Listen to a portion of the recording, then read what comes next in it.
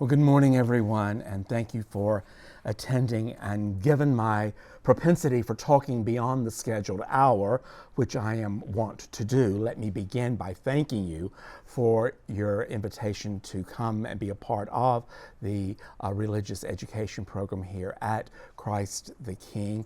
I appreciate the privilege of your time and your intellectual hospitality to the canon of Claire Keegan, and also to John's theological imagination in creating a very, what I would consider, academic spiritual curriculum for the congregation. So thank you. This marks the 50th year that I've been in Nashville, and this was the first church that I attended. And at that time, 5 decades ago, there really wasn't religious education for the laity that was taken seriously. And as a result of having lived here now 5 years and to see that evolution, it's really wonderful, and to be able to live into that. So thank you all.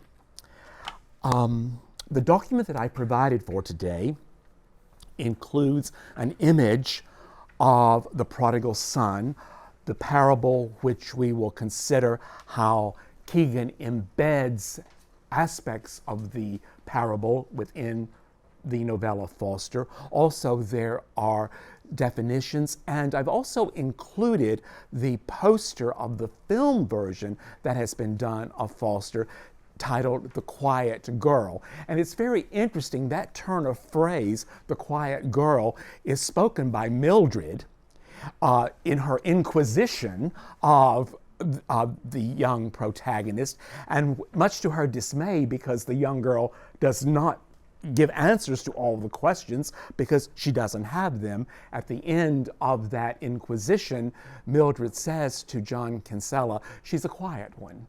So the title comes from that turn of phrase by Mildred.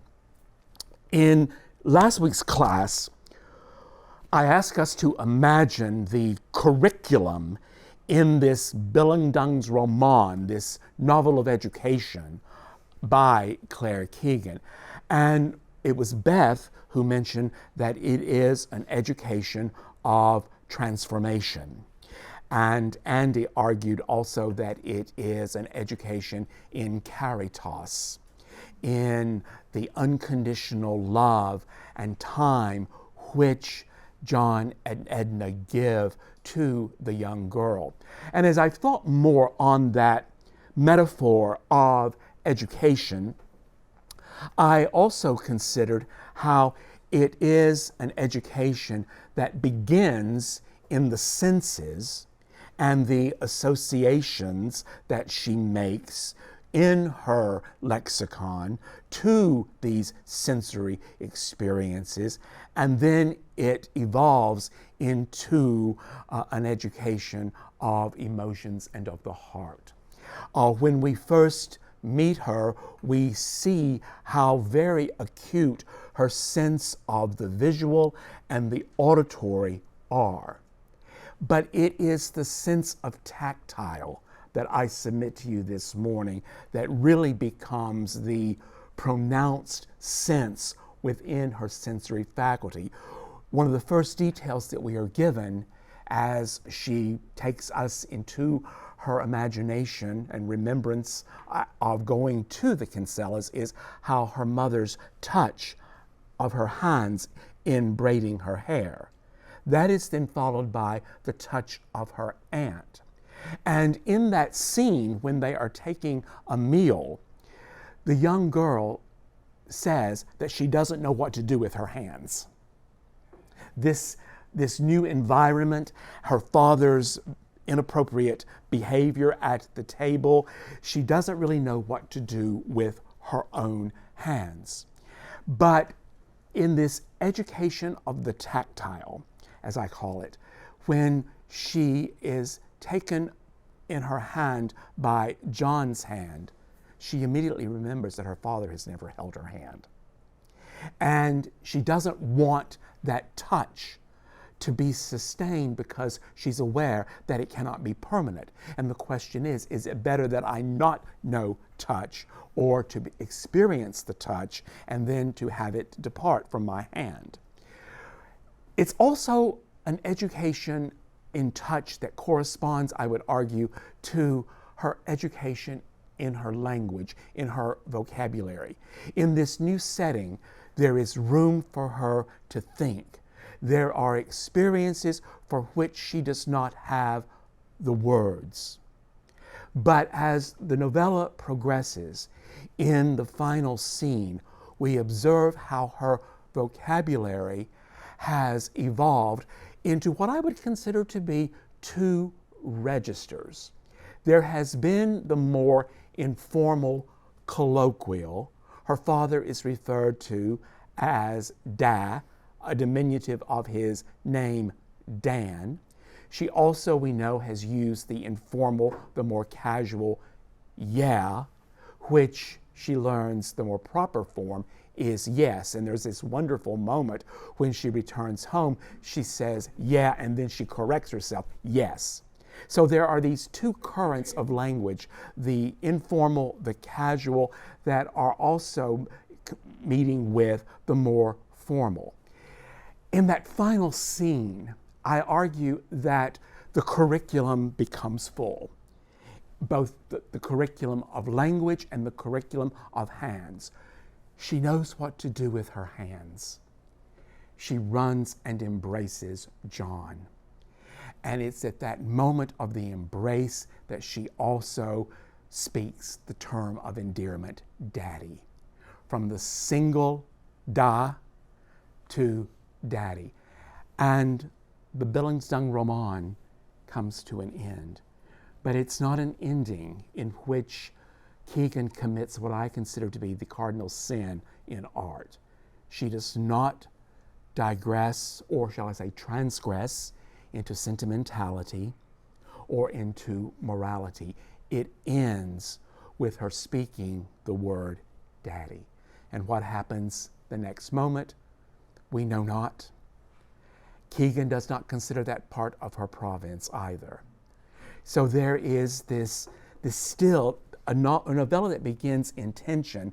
There is still at the end a sense of tension and uncertainty, even though she knows what to do with her hands intuitively.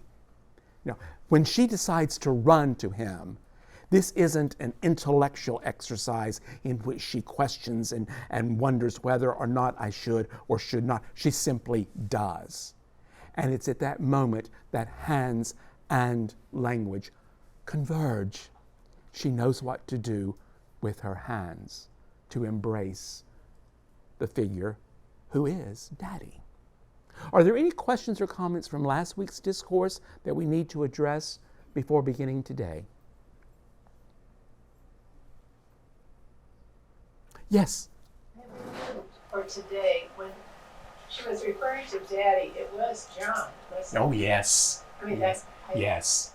Yes. She has never addressed her biological father in the term of endearment, Daddy. It's always been, it's the monosyllabic, and it's even then an abbreviation or a truncating of Dad. He is referred to in her thoughts as Father, but when she speaks, it's Da. But then that becomes dual syllable, Daddy. So there is this beautiful progression with her hands and with her speech. That's what Keegan shows us in this novel of a young girl's education during the summer months before the next academic year begins. Yes, John. This just struck me, but there's also, at least to me, a contrast between her yes, where she takes on something more proper, something more formal. She takes herself more seriously in that sense. And that's a role that she's invited, I imagine, to play when she returns home. Yes. You know, but Daddy is not father, right? No. So Daddy is not an analog or does not correspond to yes. So she simultaneously grows up, but then is also allowed to return to infancy, to childhood, and to have this sort of reparenting experience where she can use this term of affection. Exactly. And that's what I mean by the two registers, if you will, in her education, that she will now be able to navigate and negotiate. You know, John, there's that wonderful moment when she is thinking about her sisters at home and how they have made clay buns that they're throwing against the roof of the outhouse, and how their play bread will then, when meeting the rain, revert back to the earth. And she says, in a profound moment, that one is always becoming a version of what one was. And in this new version that we see of her, there is not this absolute romantic metamorphosis and eradication of the past. It's still very much a part of her sensibility, but she knows when to say daddy. And she knows when to say yes. So her education is one that is really very much based upon those two currents. And that's, I think, Keegan's way also of still writing this to the very end with the suggestion of tension. Does that stand to reason? Yeah. What I'd like for us to consider in today's class also is the actual presence of the institutional church as presented in this novella. Now, you will recall from Advent, in our studies of small things like these, we are actually taken into the interior of the church for the Feast of the Nativity. And we discussed, did we not, how that is one of the scenes in which Keegan, as a writer, really demonstrates what I refer to as a theatricality in prose, how that scene is very much one that one could take as an excerpt from the novella and actually mount it on the stage, because of all the directions and all the different roles that are being played in that scene. We do not have in this novella an actual entrance into a liturgy. We know that the novel begins with Da and the young girl having been to Mass. We know that in the course of her stay with the Kinsellas that they attend Mass, because there comes the point where John says he doesn't want her going to Mass again wearing the clothes of the late son. And I'll talk more about the implications of that scene in relation to Edna in just a moment. But, and then when the young girl refers to Mass, interestingly, it is discussed in this litany, if you will, this recitation of all of her mother's obligations. You know, she says of her mother, it's all work. Whereas we see in the marriage of John and Edna, there is more of this sharing of responsibilities, and the two work together at the same task. Whereas the young girl says of her mother that it's getting ready for school, getting ready to have the hay cut, and getting ready for Mass. I think it's interesting that the getting ready for Mass is included with the coordinating conjunction and of all of these other domestic activities. So given that we are never really taken into the church and see them participating in one of the Masses, Keegan doesn't, with this first novella, take us into an actual service, except with the exception of a vigil awake. And what she shows us in that description is quite a revelation. We know they attend the Mass. We also know that the priest has prayed for rain among the petitions for the faithful at that service that she remembers. We also know that John and Edna are sympathetic toward the political prisoners in Northern Ireland, when it's revealed that another striker has died, they're very sympathetic in their discussion of that.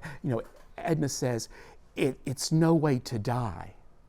And John feels somewhat uncomfortable as he sits down to a meal, knowing that there are others who are denying themselves food as a statement against the injustice of the Irish. And they show sympathy toward those who are incarcerated.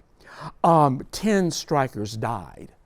And among them is Bobby Sand. And if you're looking for a good film that deals with the trouble of Ireland, I would recommend Steve McQueen's film Hunger, starring Michael Fassbender in the role of Bobby Sand. And the director takes very much sympathy with Bobby Sand and really presents him as one who is martyred.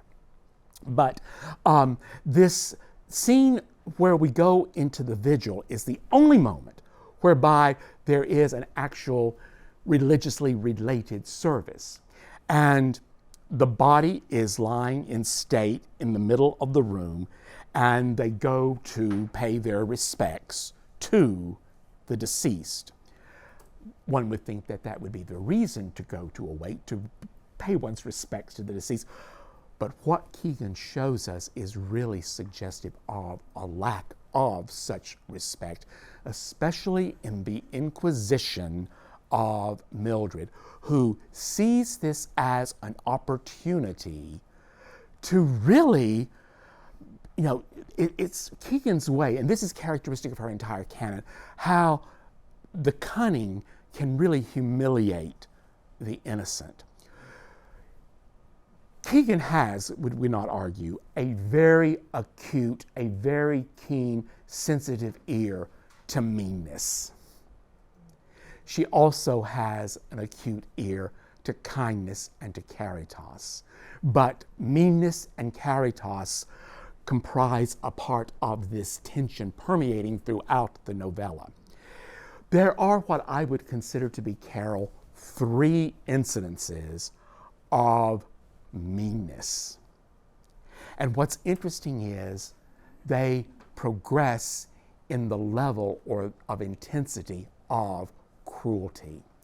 The first one is when they go into Gorey to buy the clothes for the young girl, whereby she will no longer have to wear her late cousin's garments. And that is an extremely painful experience for Edna.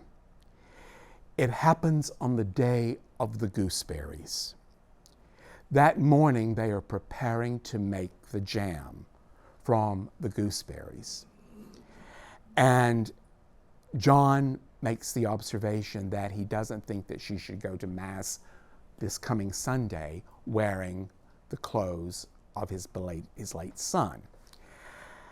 And what's most noteworthy is Edna's posture. She's at the sink in the colander, and she's prolonging the separation of the gooseberries, which perhaps suggests she wishes she could prolong the time that she would be wearing her late son's clothes. And as she is preparing the gooseberries, before she leaves the sink, she makes a sound for which the young girl has no frame of reference whatsoever. She says, "At one point I think she will stop, but she keeps on until she is finished, and then she gets up and places the colander on the sink and lets out a sound I've never heard anyone make, and slowly goes upstairs." The association of a sound for which she has no frame of reference in her province. A sound accompanied by a slow ascent of the stairs. And then we know that Edna goes into the bathroom and weeps profusely. But this sound and this look and this posture is figuratively in the frame of the young girl, the day of the gooseberries. In Britain, when a child asks from where other children come, one of the myths is not just the stork or the cabbage patch, but we found him under the gooseberry bush. On the second Tuesday in August, it is the competition for the largest gooseberry throughout Britain. And right now, if we were in Ireland reading and studying this now, the gooseberries would be beginning to bear on the bush and beginning to turn ripe. We also use the word in a very pejorative way. If you're in a situation where you want to be alone and private and not really engaging other people and someone intrudes upon your privacy, that person is referred to as a gooseberry as well. So, interestingly, I think Mildred is in her own way like a gooseberry, is she not? Yes, she's the gooseberry of the novella. But these three levels of meanness and graduating into this moment of unmitigated cruelty. It begins when they are in Gorey on the day of the gooseberries. And as they are out in the streets, there is an unnamed woman who is described as having eyes like picks, somewhat of the precursor of Mildred's eyes, perhaps we could say. And what seems to be, and I emphasize here, seems to be so very innocent, is undoubtedly the first level of meanness. When she approaches Edna and the young girl on the street, she asks, "To whom does this child belong?" A seeming mere pleasantry, inquiry, and Edna explains that this is her niece, to which the woman with pick eyes retorts, "Well, maybe it's company after all." When she says to her, the exact quotation, "We meet another woman with eyes like picks who asks whose child I am, who I am belonging to. When she is told, she says, 'Ah, isn't she company for you all the same? God help you.'"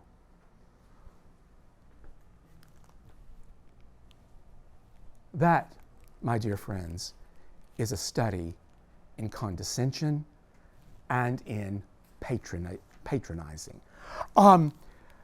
When she says, "Isn't she company for you all the same? God help you." Now, the implication is she's not your biological child, but perhaps she's like a surrogate child.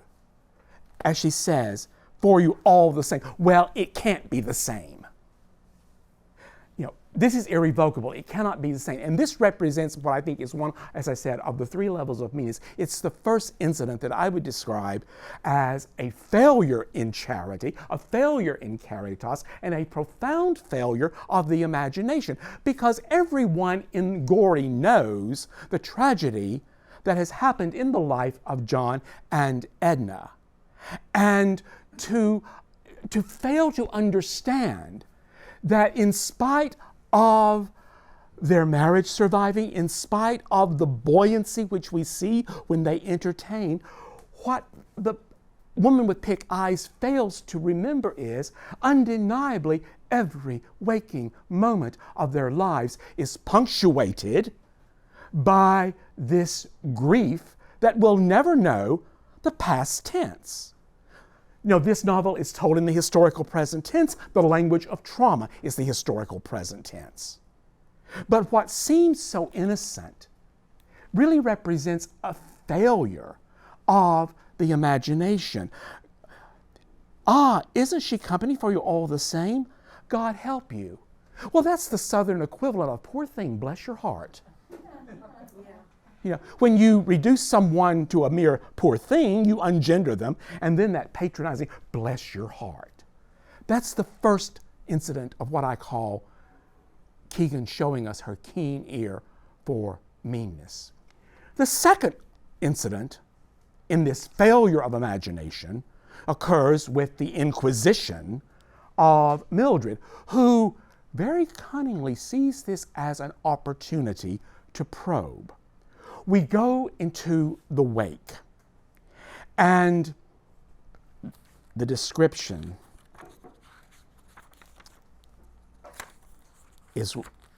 it's analogous to what we discussed when we read the Mass of the Nativity scene in small things like these. The body is lying in state in the middle of the room. The part of the coffin that is closed serves as an improvised table for the drinks.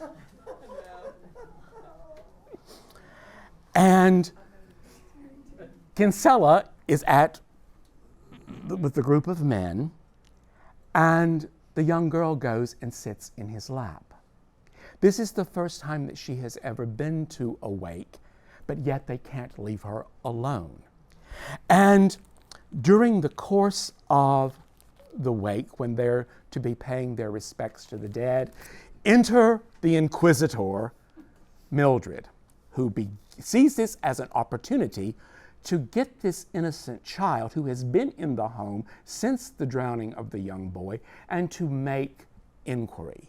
And it's really interesting how the young girl notices this radical change in the pace, in the rhythm, in the house, over the threshold into which she has stepped, into this new liminal space. She says that there is room to think. And there may be more money as well in this different setting. And now she goes into the home of Mildred, which is interestingly described for us. It's a cottage she lives in with uneven slabs of concrete outside, the front door overgrown shrubs, and tall red hot pokers growing out of the ground. Nothing is as orderly as what she has known at the Kinsella's home. We go in, the place is cluttered, and an older woman is smoking at the cooker. There's a baby in a high chair. He lets out a cry when he sees Mildred and drops a handful of marrowfat peas over the ledge. I mean, this is somewhat reminiscent, is it not, to the scene that she has left.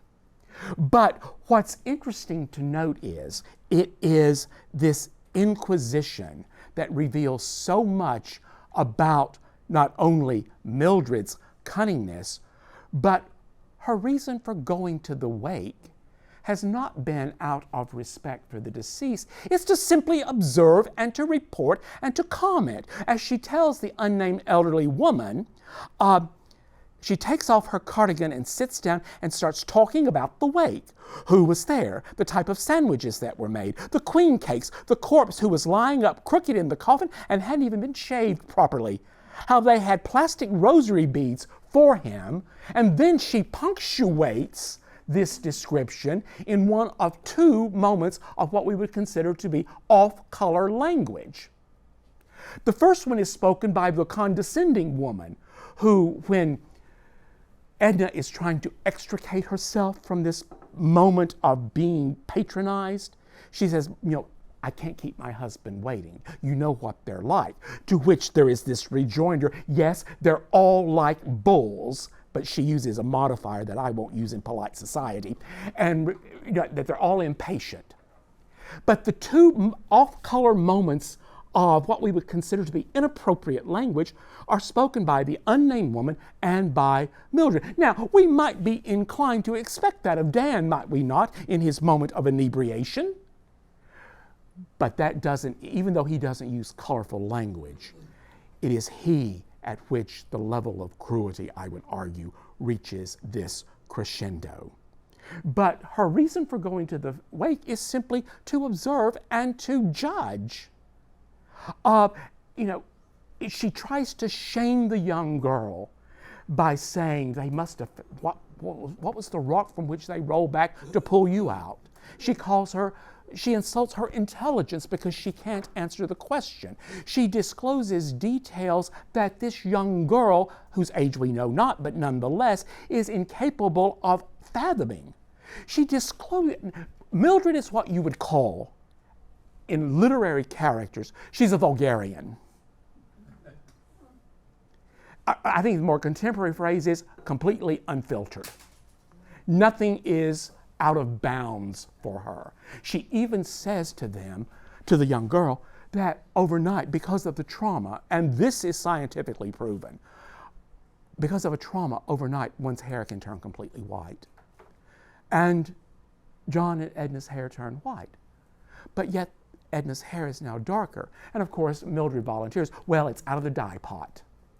She also says that John took the gun to shoot the hound that the young boy was following. But, soft-hearted person that he was, he couldn't shoot the dog. I mean, she is, she feels that it's morally incumbent upon her. I mean, this is what I would argue the real sin, that she thinks it's morally incumbent upon her to disclose this. Furthermore, it's a disclosure that she has not the right to speak, and furthermore, it is a disclosure to someone who is completely, radically innocent and is incapable at this age of understanding all of these words falling upon her ears. So we have the patronizing of the woman with ice-pick eyes. We have the inquisition of Mildred, who has all the answers. And I think by virtue of Keegan bringing Mildred into this cast, giving her a specific name and developing her character with this scene, that becomes Keegan's way, I think, as a writer, as an artist, of resisting and writing against the notion that the artist, the writer, has an omniscience that is not limited. She really shows, I think, in the character of Mildred, the kind of artist she doesn't want to be, someone who has all of the answers and can tie everything up in a very concise explanation. We move then from the patronizing, the incredibly inappropriate inquisition, both of those scenes punctuated by very off-color language. We then move to Dan. Upon the return of the young girl, as she crosses the threshold into the familiar, she's different. Her sisters perceive her as if she's an English cousin, and they touch the fabric and her shoes. She says yes. But upon her return, her father's response is, "The prodigal child. You've come back, did you?" And as she begins to sneeze and cough and take out her handkerchief,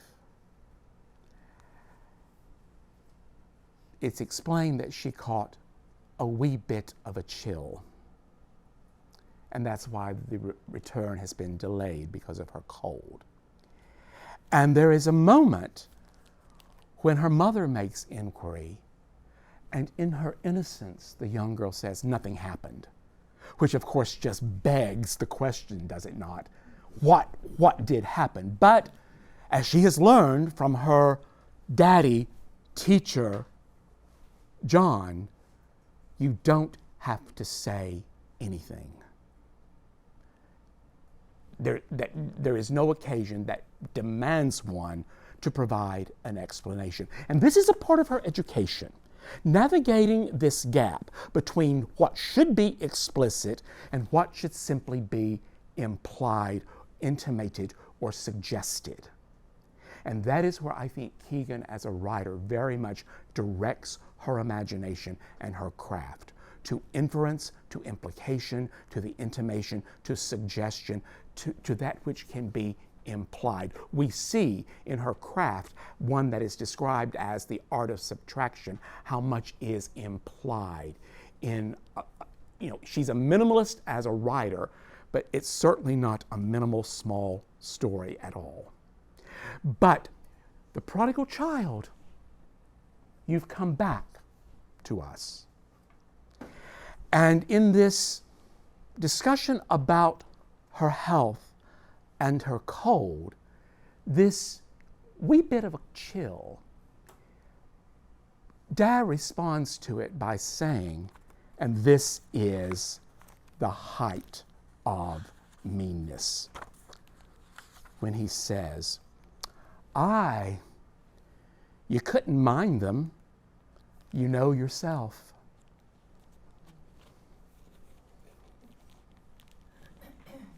You can't mind children.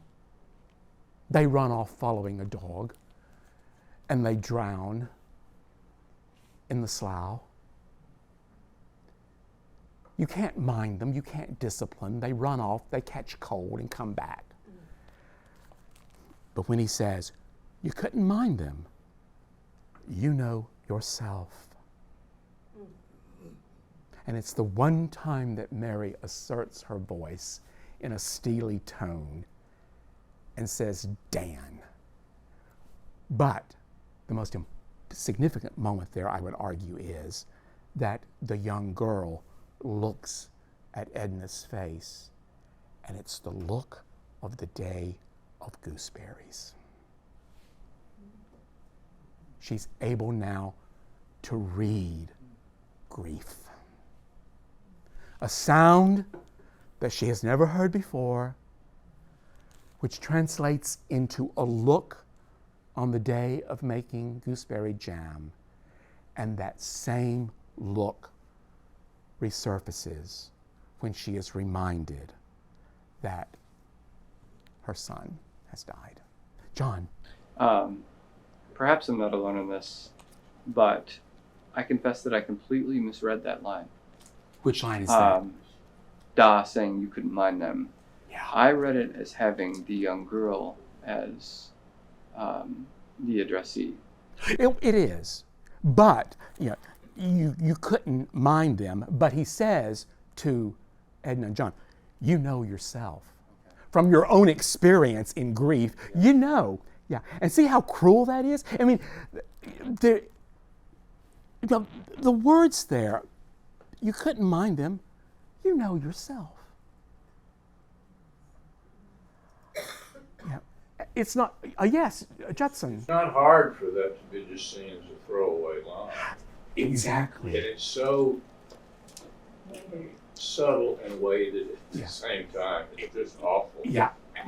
And the cruelty, the underlying cruelty, this has to be, the fact that it comes so easily, he doesn't, this is one of the characteristics, I think, that Keegan is showing about meanness and malice.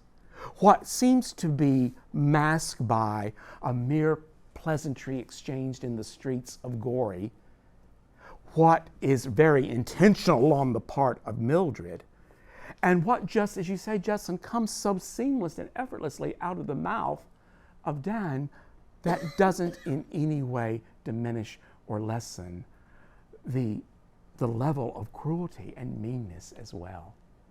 Yeah, you're right. It seems just like a casual throwaway phrase. Oh, you couldn't mind them. You know that yourself. But it becomes a catalyst to an event that, as I said earlier, will never know the past tense. Every moment of their lives. This is what's interesting, and this, I think, also just exacerbates that level of cruelty in that they don't need a reminder. They don't need someone in the street trying to make this comparison that this child is perhaps like a surrogate child. God help you. They do not need any reminder. And the profound failure of imagination, which we see in all of these three moments, for them not to realize that every waking moment to some degree is punctuated by this irrevocable tragedy. John, your hand, and then there. Just in reflecting on these three characters who demonstrate meanness, and reflecting on your point that Keegan really has an eye. The thing about these characters is as you've already pointed out, these are not offhand comments, but also the character of the people finding these opportunities. It's really quite demonic in a way. It's like Yes. they can smell the opportunity Mhm. to revel in someone's sadness and grief, Mhm. and it's like they're feeding on it. You know, I know. he sees an opportunity to say just the most flippant phrase, but he knows that it will open up a wound. Yeah. And one imagines. I mean, just he can't pass up an opportunity to see his daughter and to make comments about this. And perhaps we all know people like this. They have a radar. They have a scent or a nose Mhm. for opportunities just to find suffering and to make it a little bit more. It is truly, I mean, it's demonic and insidious in how he could say, "Oh, I didn't mean it. It was just a comment. I was," but these people, these people exist. They do exist. They indeed, they do exist. Even the description that's given of Mildred's cottage, there's something rather hellish about it. That the flowers are like pokers, coming out of the ground, and nothing is in order at all. It's just a study in chaos, if you will. And the difference in the dogs. You think of Kinsella's dog, who Mhm. loves so much he can't shoot Right. even after Uh-huh. he's been an accomplice in his son's death. And then she says to her dog, "Shut up, get in you." Yes, get in you. Yes, exactly. But yeah, I think this is a part of the real horror that Keegan is drawing, that it is so seemingly perfunctory, casual, glancing, but it's the fact that it is so thoughtless. And this failure to imagine the effects of being predeceased by one's child. I mean, it's a failure in Christian charity, certainly, in what Andy was referring to, were he here last week, as caritas. But at the same time, Keegan has this incredibly acute ear for hearing meanness. She has an equally acute ear for compassion and caritas, because no sooner has this moment of meanness occurred than right behind it there is some selfless gesture, some act that is performed that it doesn't cancel it, but it helps to keep it at a very fragile equilibrium here. Your hand was up, and then Sarah. I appreciate I did not make the connection between Mildred's judgment, the judging attitude, and then Da's work. And it got me thinking about how at some point in our spiritual journey, we often may think about God as a judging, and just the connection to meanness. It's not just a judge. It is a judge with, but John was talking about that evil. It's there. I don't know what I'm saying, but there's just some connection there. If you could expand that. I think what you're suggesting is that these three incidences are human willful actions. Yes, exactly. And not only human willful actions, and how there can be a projection that God is a judging God. So that it just takes that judging God to another level. It's interesting that the unnamed woman, it's like at the end is giving this benediction, God help you. I mean, and the fact that, after what she has done and then invoking the name of God, the egregiousness just, we hear it. Yeah. Sarah, your hand, and then Judson. Well, it just occurs to me, do we think, or do we know that there's such evil intent, or aren't there just some people who are so damn obtuse, abstruse, that they have they just, unfiltered. Yeah. And not even considering Right. the damage they're going to Yeah. do. It's Yeah. not so much an evil intent, it's just being, well, clueless. Yeah. And it's just a profound failure. Empathy, no. Right, precisely. You cannot defend any of these on the grounds of invincible ignorance. Right. That is completely an argument that one could not make in relation to these three characters. They know. That's why the word secret here, I think, becomes, for me, it's a semantic issue. That what has really happened is an irrevocable tragedy. Secret does indeed suggest shame, certainly, but yet their inability just to really think outside of their own. I mean, their gaze doesn't extend their own navel. Right. Think about it. I mean, it does not extend their own self, and how they, yeah.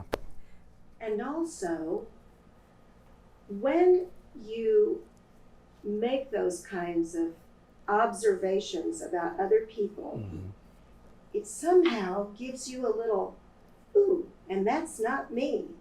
You know? Real Schadenfreude. I am not. Here they are, going on with their lives, having card parties, making the best of a just tragic thing. And it's hard for people, there's got to be a little dig to feel good about yourself. That's, I think, always an ingredient of criticism, is somehow it makes you feel better about, or puts you on above the person you're criticizing. And while one may adopt that attitude, at the same time, one is forgetting that one is not immune, or one has not been granted a dispensation from the possibility of experiencing such a tragedy either. It's, there's a wonderful line in Flannery O'Connor's short story Revelation, when the protagonist is just singing this litany of all of her accomplishments for the church, and the response of an African American woman is, well, Jesus is satisfied with you. But this sense of satisfaction, isn't that a great line? Yeah. This sense of just satisfaction and immunity that this could happen to one as well. Justin, your hand. Well, I'm still going to advocate for the failure to have developed caritas or empathy throughout one's life. Makes you able to almost subconsciously throw off these remarks without much active ill intent, since your level of ill intent is probably a lot higher than it would have been had you not been trying to break it down your whole life. And Justin, it's as if we read these words on the page and they seem so innocuous, but sensitive readers such as you and I are as a class, our eyes no sooner have left the page than the sound that Edna makes, the look of gooseberries, it registers. My mother would never forgive me for using this word, but I'm going to use it. It registers in our gut. I was taught that Southern gentlemen didn't use that word in their lexicon. but because it is so visceral, I think, it's more than the stomach or the abdomen, it's the gut. Innards, yes, innards, yeah. The return of the prodigal child. It is the one scriptural allusion that occurs in the novella. We know they attend Mass. We know that the setting is against a very volatile political background of prisoners in Northern Ireland. But the one glancing allusion is to the Lucan gospel, the parable of the prodigal son. And what I'd like for us to consider in our closing moments of today's class is how, as a literary theologian, Keegan has taken the gospel narrative and embedded it and re-imaged it in the return of the young girl. I've shown you with a handout one of the most celebrated representations of the return of the prodigal son by Rembrandt. We know that Rembrandt was working on this painting in the last years of his life. We believe that it was in the last 2 years and then in the final year of his life that it was completed. But what's so interesting for us as viewers is this. You have represented in the painting the presence of a woman who is in the distance. You have the father receiving the son who is disheveled, one shoe removed. And if we use what Will de Gaffney says is our sanctified imagination, we can imagine how he would be in terms of his odor and the skin, all the senses, but yet the father receives him. You have then a man who is seated, who, given his attire, is perhaps an advisor to the estate. And then you have the brother who resents the return of the son and the killing of the fatted calf, whose hands suggest this posture of resentment. But look at the father's hands. And what do you see? Tenderness. Yes, but the actual texture, look at the actual design, look at the way Rembrandt has painted the hands, and what do you see? This is amazing.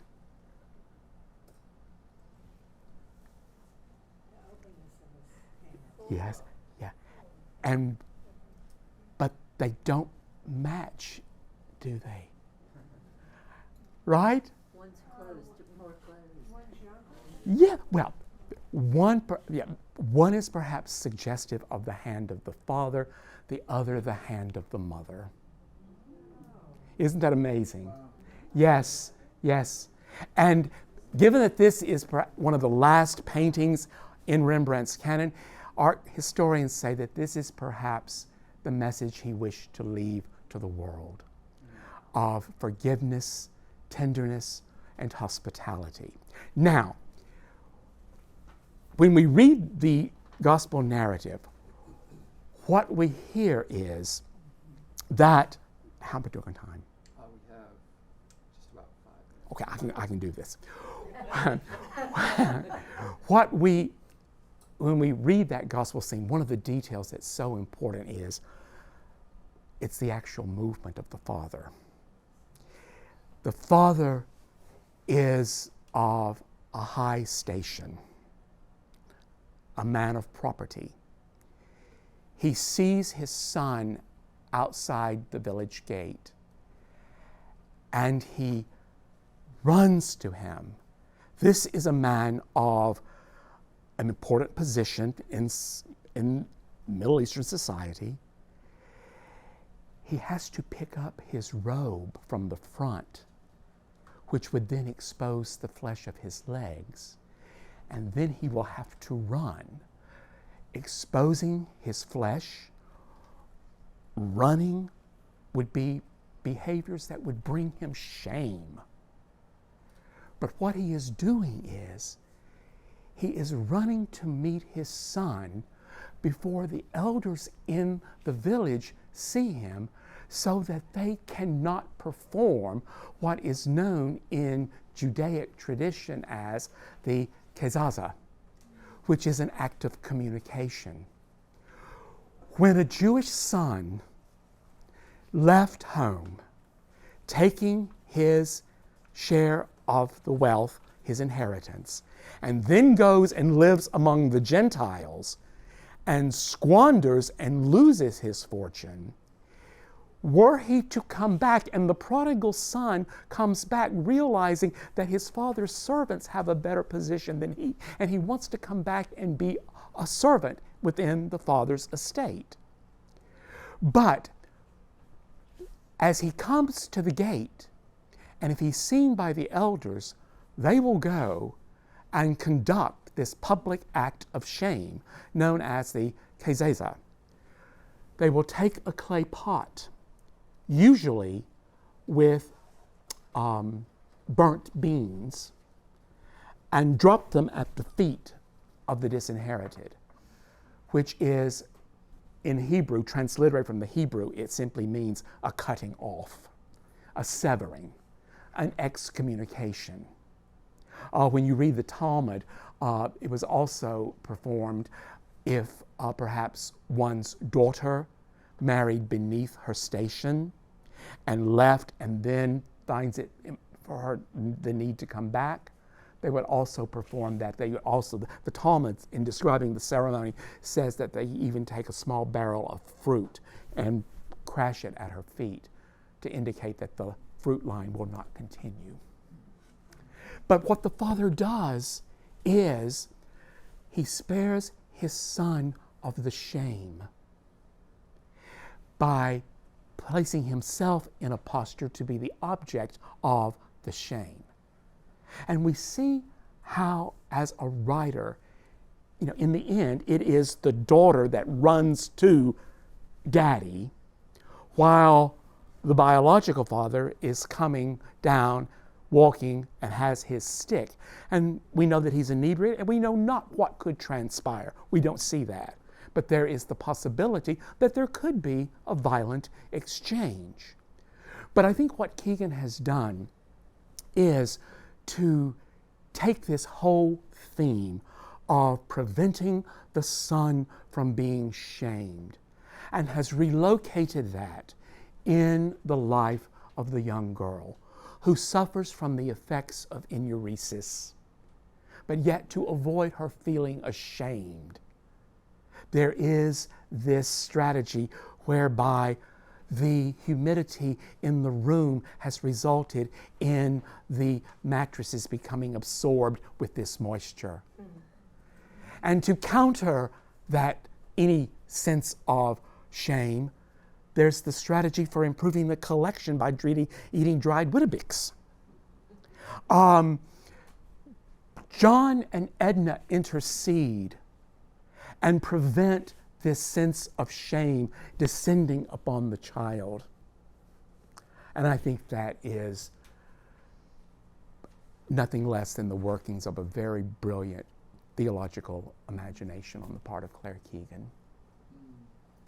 What's interesting to note also is it begs the question, and this is a question into which she writes and takes us as readers.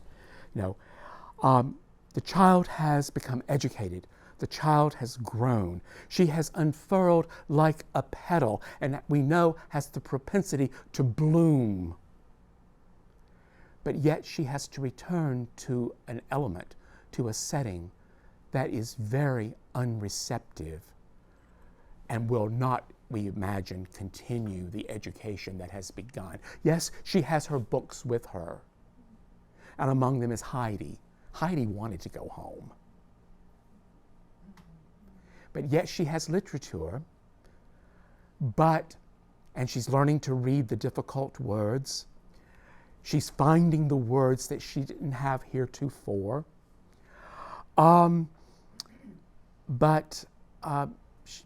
She's in an element now in which we wonder, how will this continue? She is now a different version of herself. How will the version, if at all, be allowed to evolve? And we're left with this question, which only the Mildreds of the world would have an answer for. Would it have been better that she not had this experience and then have to return to this place? That's one of the moral questions that the novel presents, Maureen, and it doesn't yield a defensive, conclusive answer. Maureen. My eternal optimism thinks that she will continue to have a relationship with John. Somehow going, maybe every summer. Yeah. Or even maybe, she ran to them and they'll take her with them. By virtue of her exercising and taking this vow of silence, I think that is a very safe, intelligent inference that one can make. Because when we think about this drive down this gravel road, they're taking her back, but that also could have been a ride whereby they were announcing to her parents that she had drowned. Think about it. That same drive could have been differently as well. And ma'am, your hand was up, I believe, was it not? Yes, because I've always wondered what the life of the prodigal son would have been like. He's been accepted and re-entered the family, but what will how will he live out those consequences? Yes. How will his brother? Exactly. And all of that is left to our sanctified imagination. And so, but the question is, would it have been better that John never held her hand? Would it have been better that she not have had this experience? If we think of this as a Billingstone roman, she returns to the familiar that will not be receptive. The curriculum that has been so organically, authentically constructed, I dare say I don't know that this is an environment that will continue it, but she returns having become more literate, not only in reading books, but literate in terms of language and simile and metaphor. We see that very, very early intimated when she sees the weeping willows and she says the trees are sick. That's the first figuration in which we hear her speak, and it has such promise. And we see it developing, how she draws these analogies between sounds and looks. There's really quite a bit of the poet emerging in her because she observes the physical world and what the senses receive, and then she creates a figuration, an analogy to locate that sound in language. That is what writers do. They locate in language sensory experiences that are fleeting, that are no longer are they, the moment they're experienced, they fleet. And it's language that can preserve it. So I think this really does allow us, I agree with you, Maureen, I want to believe she's going to be returned. She's a different version of what she left. What the next iteration, what the next version will be, we know not. I also want to believe that she will have an influence on her siblings. Yes. Anyone who has an experience of grace is transformed. Exactly. And there's an efficacy. To that child. Yes, and we have to imagine the efficacy of this. And what we do know is that when she sees her sisters, she notices how thin they are. That sensitivity to their bodies as well, certainly. But we believe in the efficacy of grace and how it can indeed bring in others and have an effect upon them. Hence, the tense of the sacrament is the historical present. The tense of grace is the historical present. Grace is not relegated to the past either.